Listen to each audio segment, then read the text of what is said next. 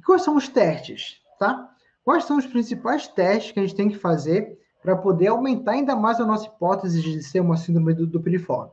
Então, primeira coisa, história do paciente, tá? Segunda coisa, os sinais clínicos do paciente. Terceira coisa, mapa da dor. Tá? Anota esse passo a passo. Tá? Coloca até aqui no chat para eu saber se você está entendendo. Tá? Então, história clínica do paciente. Depois, exame físico, sinais e sintomas. Depois, mapa da dor. E agora que você vai fazer os seus testes ortopédicos, os seus testes diferenciais, tá? Dentre eles, vamos lá. Dentre eles, deixa eu aumentar aqui a tela. Dentre eles tem o teste de Friedberg, que foi aquele que o meu amigo Rodolfo perguntou, onde você vai fazer uma estabilização no joelho associado com uma rotação interna, tá? E contra-resistida. Então, quando você faz esse movimento, na presença de dor na região do piriforme, o teste é positivo. Ok? Um outro teste importante você tem que fazer é o teste de passe, onde você vai solicitar que o paciente fique sentado e você vai, como aqui na imagem, resistir um movimento de abdução da coxa, tá? Então, esse momento de abdução, você vai estar repercutindo diretamente no músculo do piriforme. Se esse movimento existido, ele for doloroso na região do piriforme, o teste é positivo. Um sinal importante que você pode prestar atenção é o teste da rotação interna do pé, da rotação interna aqui do membro inferior, ok? Onde o pé ele vai estar rodado posteriormente. E toda vez que o paciente ele tenta colocar esse pé para a linha média, por exemplo, comparado a esse outro lado, ele sente dor na região do piriforme. Ok? Então, se ele sente dor na região do piriforme, mais um indício para teste positivo. Ok? E um outro teste importante aqui é o teste de contra-resistido do músculo piriforme, onde você vai solicitar uma flexão, tá, do quadril, mais uma abdução resistida. Ok? Lembra que o movimento de abdução, quem faz é o piriforme? Então, nesse movimento, se o paciente sentir dor na região do piriforme, o teste ele é positivo. Tá? Um outro teste que você também pode fazer é o teste de palpação direta do músculo piriforme. Então, aqui você vai achar, fazendo movimento de rotação, você vai inicialmente deitar o seu paciente em decúbito ventral. Depois você faz uma leve flexão de joelho. Você faz um movimento de rotação para poder achar a cabeça aqui do fêmur. Então, você achou a cabeça do fêmur, você faz um movimento de palpação do piriforme. Se nesse momento de palpação você achar um ponto gatilho ou o paciente referir muita dor nessa palpação, também o teste pode ser positivo. Tá, gente?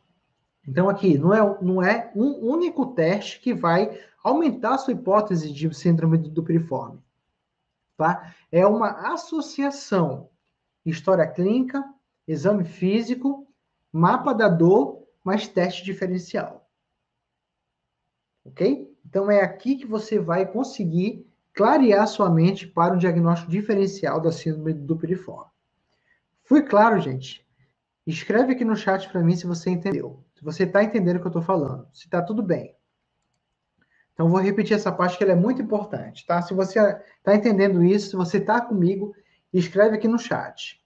Primeira coisa, história clínica do paciente. Tá? Ele vai te referir uma dor ali na região do glúteo, vai te referir que ele passa muito tempo sentado, por exemplo, ele vai te referir que teve um trauma direto ali, ele vai te referir que ele faz exercícios de maneira exagerada, de maneira excessiva. Então, aqui você já vai começar a aumentar a sua hipótese. Pode ser piriforme. Associado a isso, você vai analisar a localização da dor. Você já pode dar o mapa da dor para o paciente, por exemplo. Então, pede para ele desenhar onde é essa dor. Se ele te desenhar dor na região do sacro, dor na região ali do glúteo, ou então dor na região perto ali da cabeça do fêmur, nesse segmento, e uma dor referida até o joelho, uma outra hipótese que você já começa a aumentar, tá? Ali no mapa da dor. Associado a isso, você vai fazer os testes ortopédicos, tá? O passe, o teste de resistência do músculo piriforme, você vai observar a rotação do pé, tá? E comparar com o lado contralateral. Você pode fazer aquele teste em W, tá? Paciente também decúbito ventral, joelhos a 90 graus, ok? E você faz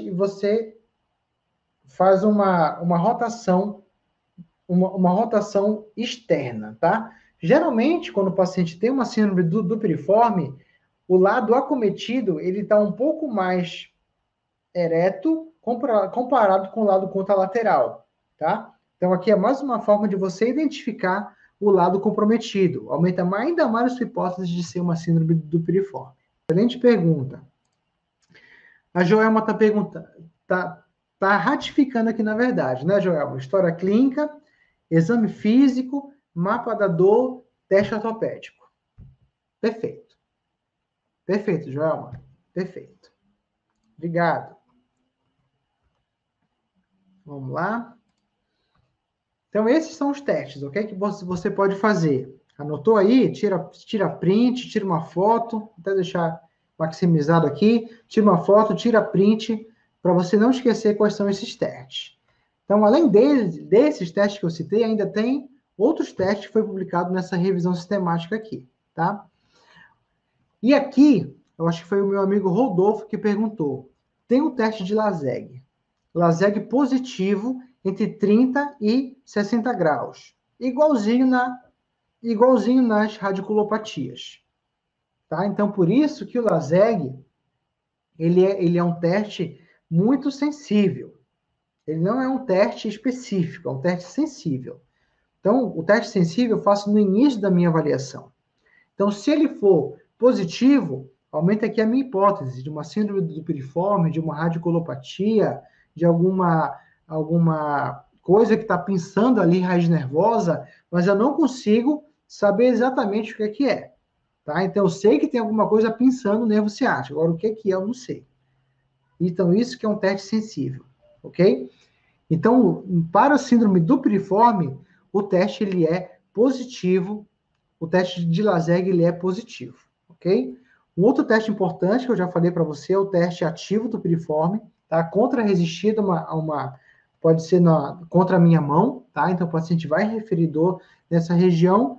E aqui, como eu já falei para você, o teste de estresse ativo na posição sentada do paciente, ok?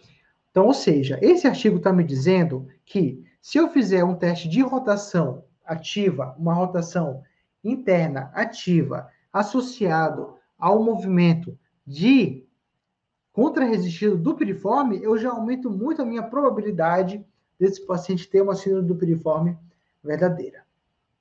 Ok? Mais o teste de LASEG. Se eu quiser aumentar muito mais a minha hipótese, como a minha amiga Joelma trouxe aqui, história clínica, exame físico, mapa da dor e teste ortopédico.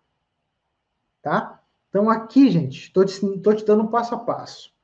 Tá? Estou te dando um direcionamento para você poder fechar com segurança, de forma simplificada, descomplicada, a síndrome do piriforme.